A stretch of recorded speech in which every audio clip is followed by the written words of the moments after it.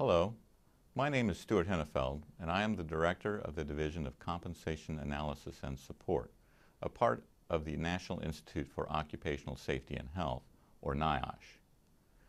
NIOSH conducts activities to assist claimants and support the role of the Secretary of Health and Human Services under EEOICPA. Our current activities are to complete radiation dose reconstructions for cancer claims sent to us from the Department of Labor, oversee a petition process for adding classes of employees to the Special Exposure Cohort, or SEC, and to provide staff support for an independent advisory board on radiation and worker health. The advisory board contains individuals from the public that represent a balance of scientific, medical, and worker points of view.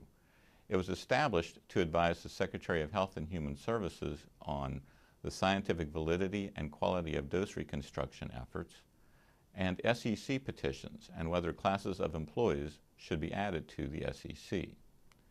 Now I'd like to talk about dose reconstruction.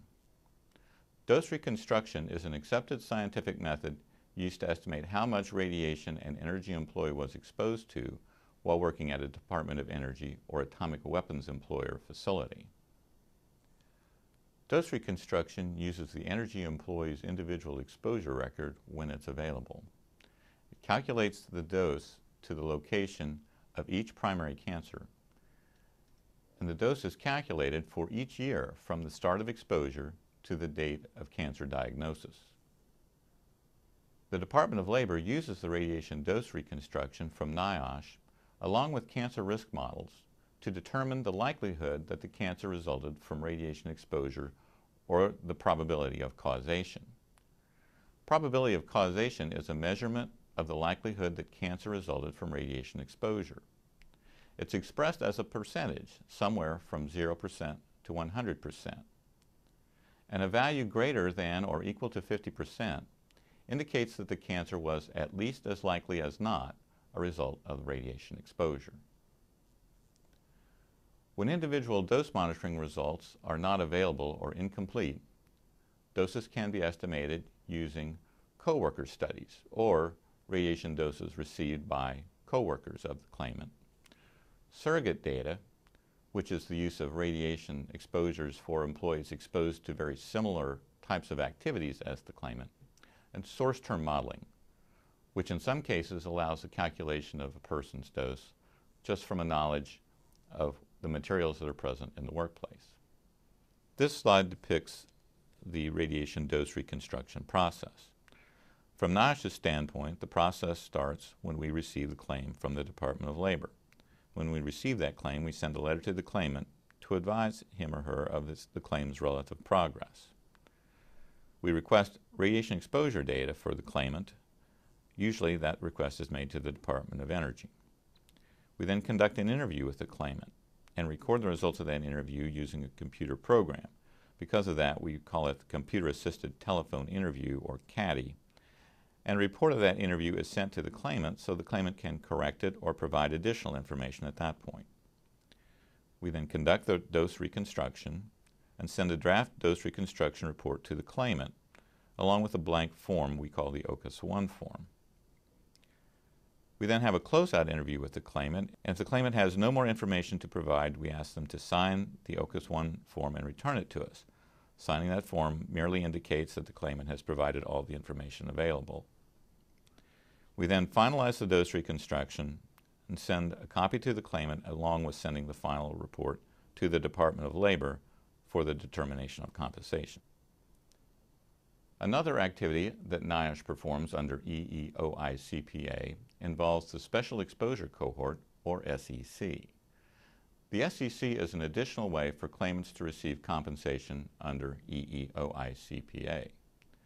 The SEC was established by EEOICPA, initially included several employees from 4 covered facilities. Congress recognized that other groups of nuclear weapons employees might have to be added to the SEC. EEOICPA allows for classes of employees to be added to the SEC through a petition process. The requirements for adding classes to the SEC are that NIOSH cannot estimate radiation doses of employees with sufficient accuracy, and that it is reasonably likely that the radiation doses endangered the health of the employees.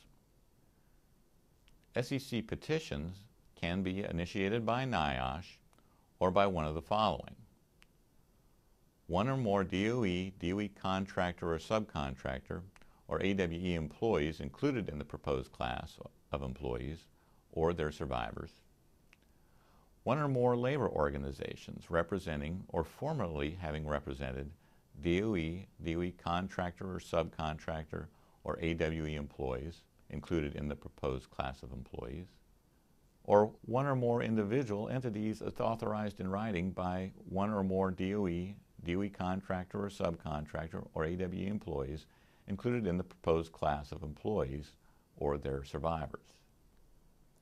To qualify for further evaluation, an SEC petition must contain a proposed class definition identifying the facility, the relevant locations at the facility, job titles, period of employment, and, if relevant, an exposure incident. And it must include a basis for infeasibility. The basis for infeasibility must be either a lack of monitoring information, the destruction or falsification of monitoring information, an expert report indicating that radiation dose is not feasible, or a scientific technical report indicating that dose reconstruction is not feasible. SEC petition forms can be found on the NIOSH website with the address given on the slide. If you are interested in filing an SEC petition or have any general questions about the SEC, NIOSH has an SEC petition counselor that you can contact. His name is Joshua Kinman, and he can be reached via email or phone at the address or phone number shown on the screen. This slide illustrates the SEC petition process. The process begins when NIOSH receives or generates the SEC petition. The petition then goes through the qualification process, which determines if it describes a qualified class and has a basis for further evaluation. Petition then undergoes an evaluation process. Not every petition that qualifies for evaluation will in fact successfully be granted SEC status. When the evaluation is done, NIOSH presents its evaluation report to the Advisory Board on Radiation Worker Health. The Advisory Board then makes a recommendation to the Secretary of Health and Human Services about whether or not a class should be added. The Secretary makes the final decision. The Secretary announces that decision in a letter to Congress, and if Congress doesn't act within 30 days, the petition becomes effective. The requirements for receiving compensation under the SEC are that a dose reconstruction and a determination on whether cancer was likely to have been caused by radiation are not required. The energy employee must meet the requirements of the SEC class definition in terms of facility, time period, and, if applicable, job title.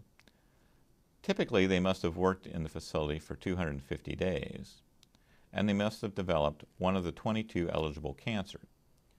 The list of qualifying cancers for the SEC are bone cancer, renal cancers, lung cancer other than in situ lung cancer discovered during or after a postmortem exam. If the onset of the disease was at least 2 years after first exposure, leukemia other than chronic lymphocytic leukemia. If the onset of the disease was at least 5 years after first exposure, multiple myeloma, lymphomas other than Hodgkin's disease, and primary cancers at many sites that are listed on the screen. If you have any questions about NIOSH's role in EEOICPA or would like additional information, please contact us through any of the methods listed on the screen. Thank you for your attention to this video.